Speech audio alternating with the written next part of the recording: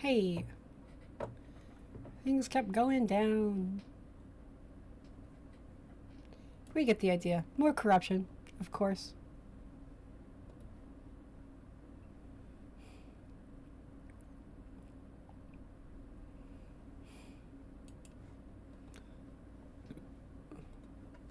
And the last thing I want to talk about is the Reiner case. Nick Reiner is facing murder charges for his parents, which is despicable. His father, Rob Reiner, and his mother, Michelle Reiner. Rob Reiner has a impeccable resume spanning years of extraordinary, brilliant, funny, creative work.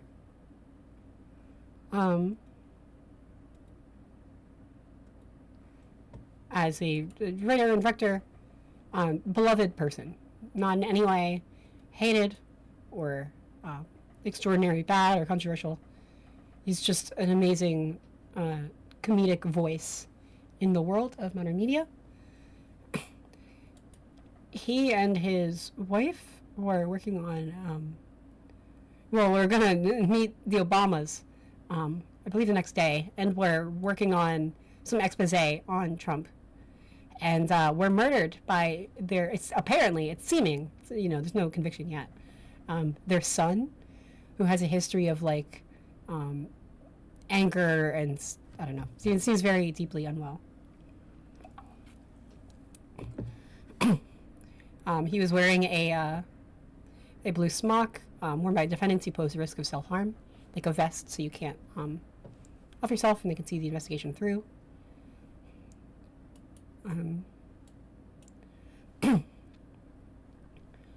This might take a long time to resolve. He did not enter a plea. He is not being very cooperative. This will take a while. But Rob Reiner is an American treasure, and this is a big, big, big tragedy. If you're a fan of Spinal Tap, this is Spinal Tap. You know him. He's been in I don't know, New Girl. Saw him in Wolf of Wall Street just this week.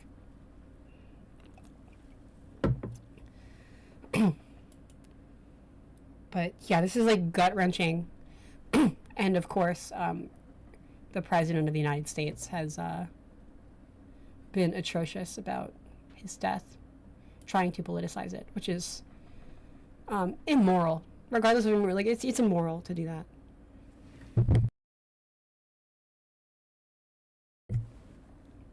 The bodies were found in the master bedroom of their Brentwood home around 3:40 p.m.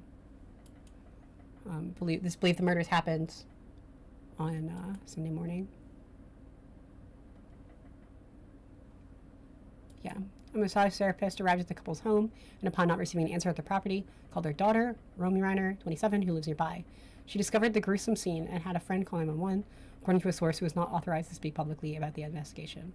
Nick Reiner, who lived in his parents' guest house, checked into the Pierside Santa Monica Hotel on Sunday after the killings, according to a law enforcement source who spoke about the case on the condition of anonymity. Hotel staff also confirmed he stayed there and that police had been present at the upscale hotel since Sunday. It's really not a good alibi, by the way. If thank you, J-Mo, for the crown. It's not a good alibi if it's wow, you live in their guest house, presumably on their property, and then they get murdered Sunday morning. Sunday afternoon, you check into a really fancy hotel, and then oh, I wasn't there, and the bodies are discovered that afternoon. Yeah, that's not a great look. And then he wasn't at the hotel. We looked at the hotel. Whoa. They tracked him down in South LA on Sunday night and took him into custody. Security camera footage from a gas station shows him wearing a green and white tracksuit jacket, a baseball cap, and carrying a red backpack as he purchases a beverage before his arrest. It's not clear how authorities linked Nick Reiner to the killings. You could take some guesses. Do I think Emperor Palpatine is on the list? Sure.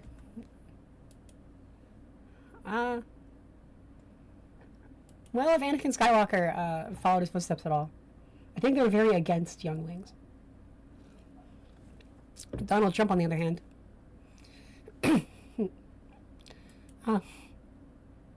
I don't think it's a great look. Okay, so here's the timeline as I see it. Parents murdered Sunday morning. All right, the son, who's had a recent history of being very agitated and angry and confrontational with their guests and his parents, who lives in a guest house on property, got a hotel room Sunday afternoon. Then the body was discovered by Sunday afternoon. He left and was found in South LA that night wearing a tracksuit jacket, a baseball cap, and a backpack, purchasing a beverage. Motherfucker's wearing the, like, Marvel superhero disguise. Why is he backpack? Like, that's someone who's, like, gonna run away from home. That's not... pathetic. I don't know. We'll see what happens. You know, there could always be a twist. There could always be more information. We should let the courts work, but... in the possibility, he did it. I don't think it'll be the grandest possible conspiracy. I don't think it would be the hardest thing in the world to figure out that story if there is evidence to support that story. A beloved director and comedic actor, Rob Reiner was known for his work on iconic films including When Harry Met Sally, an adaptation of Stephen King's Stand By Me, and the mockumentary This Is Spinal Tap. The 78-year-old also had a multi-episode guest role in the most recent season of The Bear. Rob and Michelle met on the set of When Harry Met Sally and had 3 children together. Rob also has a daughter from his previous marriage. Nick's siblings, Jake Rainier and Romy Rainier, issued their first public statement since their parents' deaths on Wednesday. Words cannot even begin to describe the unimaginable pain we are experiencing every moment of the day. The horrific and devastating loss of their parents, Rob and Michelle Reiner, something that no one should have ever experienced. They weren't just our parents, they were our best friends. I lost my mom this fall, and it's rough. It's messed up, and for one of the siblings to that will be pathetic. Why would Friday be an eye-opener for people like me? What do you think is happening on Friday? How will my eyes be opened?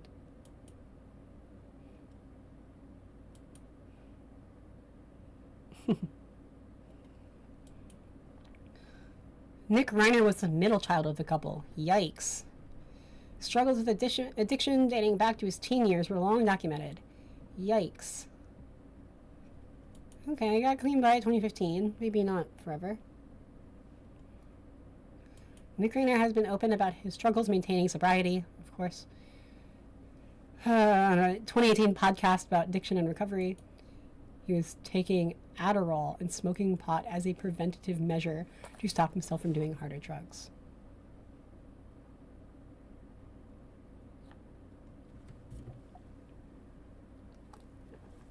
Talk of going to war? Yeah. Yeah, luckily, I am not a man. And I am older than 25, and so I hope all of these, like, young, stupid men who voted for Trump, thinking it would make them macho and badass, have a fun time dying in a useless war for oil. They brought this upon themselves, and it will be massively politically unpopular for anyone who's paying any attention to anything.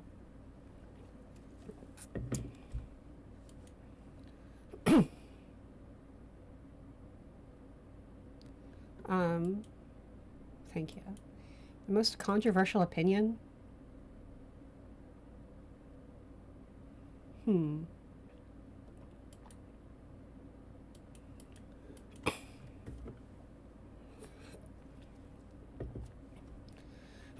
You'd fight and die, just not for Biden.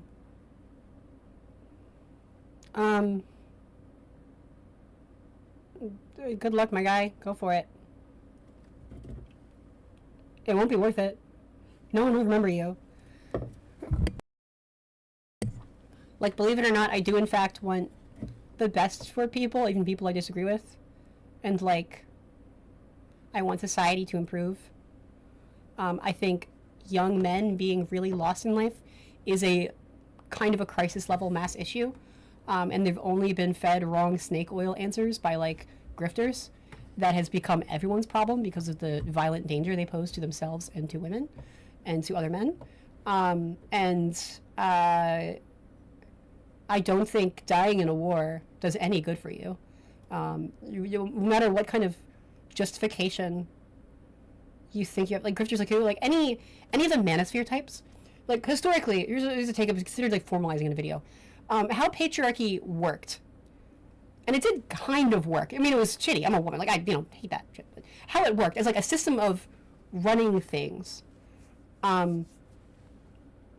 You would have like men with power and responsibility and new generations of men passing that down.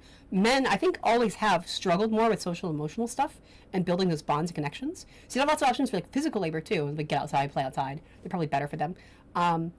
They had less competition, so there was a lower bar. And also, I'm blank, sorry.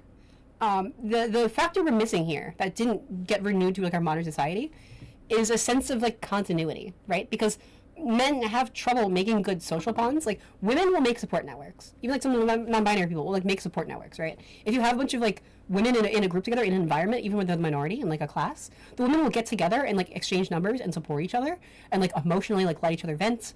Or like pick up your trash if you're hanging out together at a table. Like there's an instinct of like we survive together. Men don't have that. It's more competitive and it's toxic.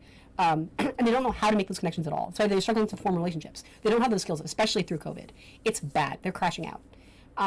And the last part of the patriarchy that like wasn't there, that used to be there, was this feeling of like continuity. So you would have, usually how it would go, is you would have a young boy or man, even if their father died or was absent, there would be some like an uncle or a relative or like a family friend who would be sort of an overseer, right? A lot of even like working class and middle class people would go apprentice, whether you became like a page that would then become a squire and then a knight, or you would work as like an apprentice in a guild for like for a trades worker, or even in more contemporary times, like Enlightenment era, like late 1700s and the 1800s, with like the founding fathers and people like them.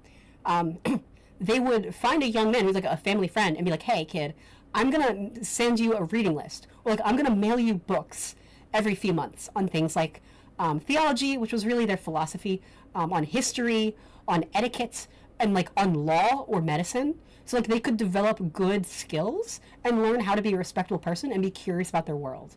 And there was the kind of sense of like, when I get old, I'm going to need other people running society in my stead, and you don't know how to get there, I'm going to like lower the bridge down. I'm going to, lower the ladder and let you come over too.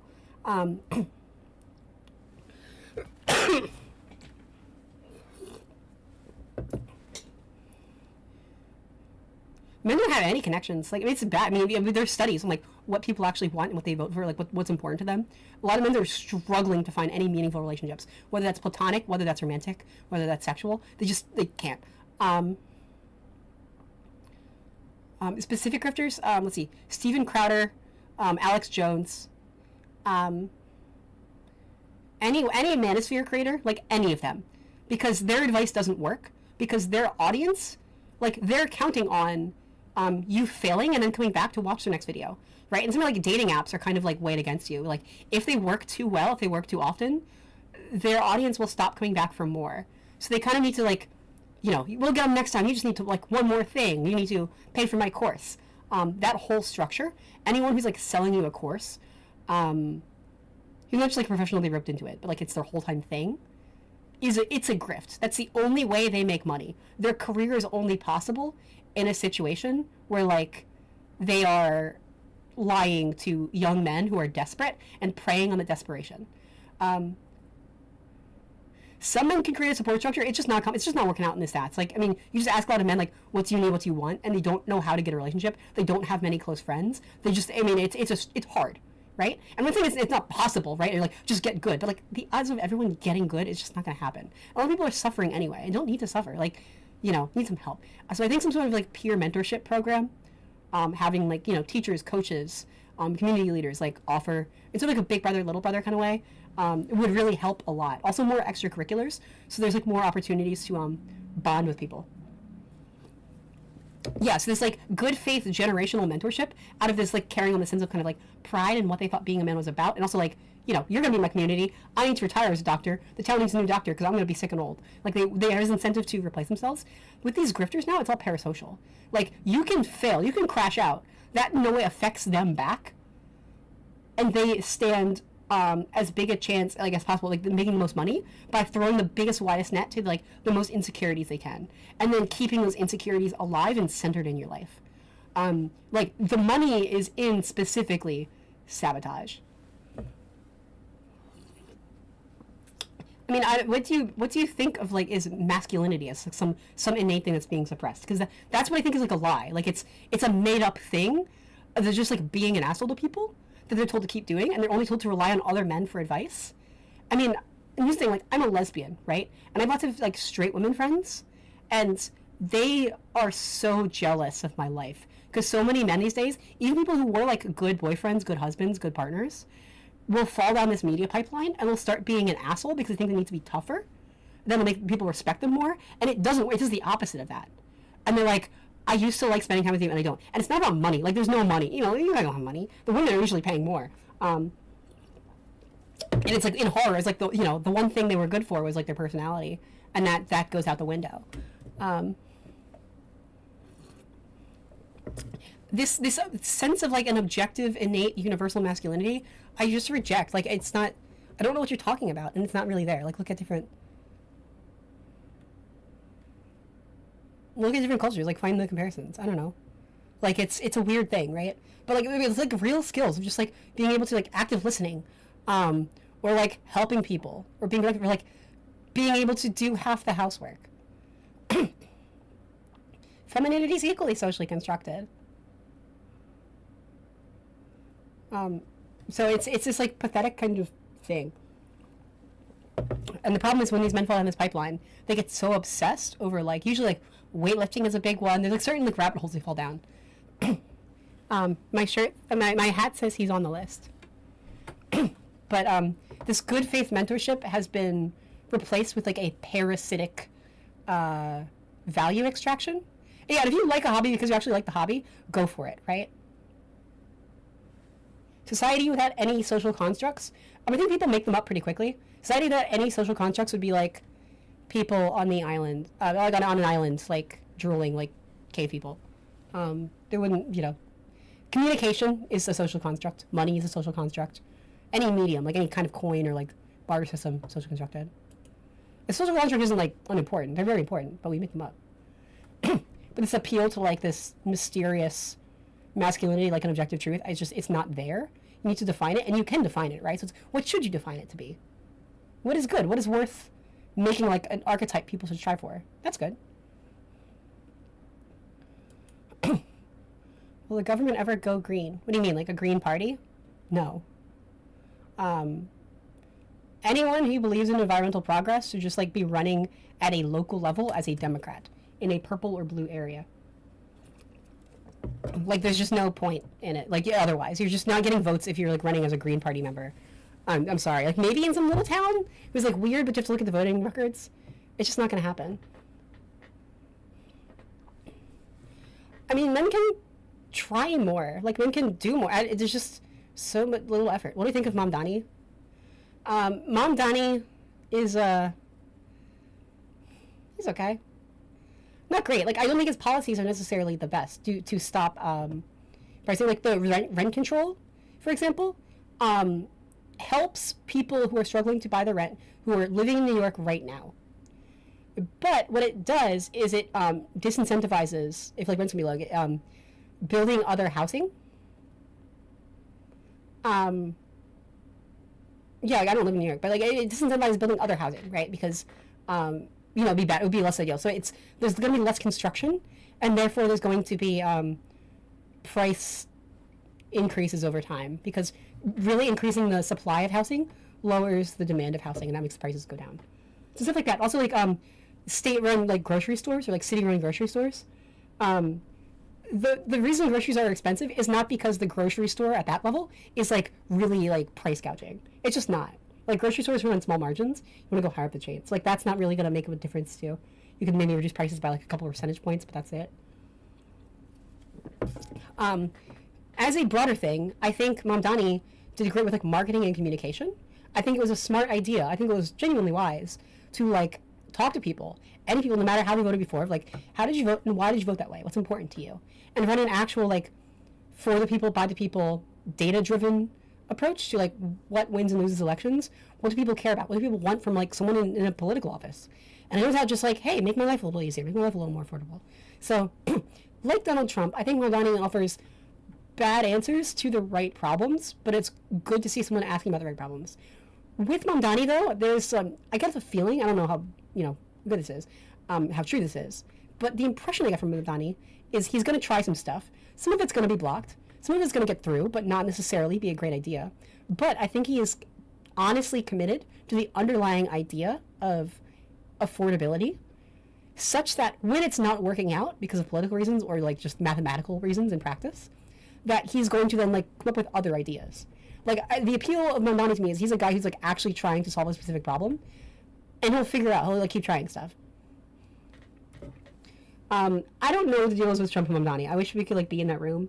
I think Trump genuinely likes celebrities and famous people and being special and being acknowledged, and I think Mamdani has a warmth that is contagious to a lot of people, and I think he made Trump feel special, and Trump responds to that.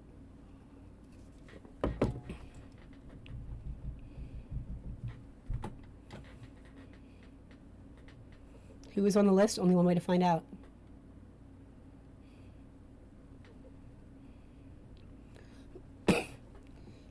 But,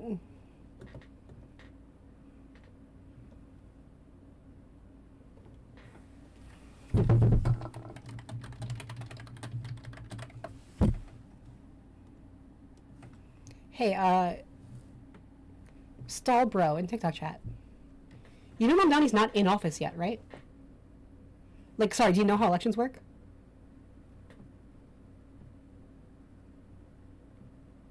Like, I don't think you know how elections work. What in your head do you think that process is?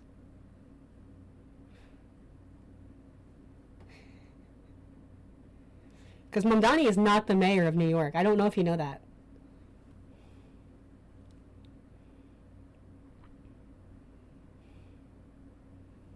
He's not the mayor of New York. What do you want him to have done or tried?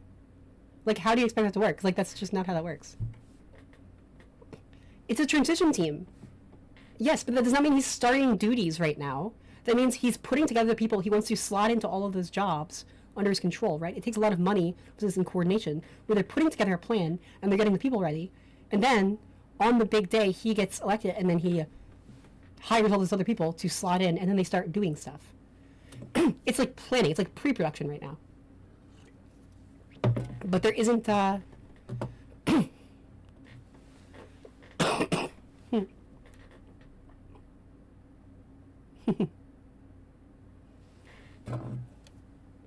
Mamdani is not the mayor right now. He's not in charge.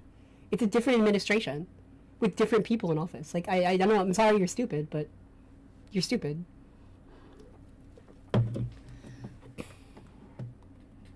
Anything else happen?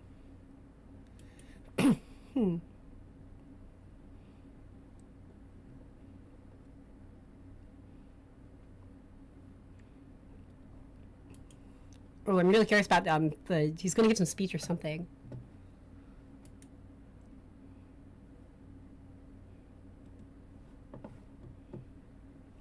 Damn, stream went down again. That's okay. Maybe I'll call it here. We don't really know what his speech is going to be. Maybe affordability, because he knows that's a magic word, but he doesn't know how to talk about that. And he has nothing for that. So, we'll see. Speculating is kind of just giving you more air, so. We'll see. I'm going to stop streaming for the day.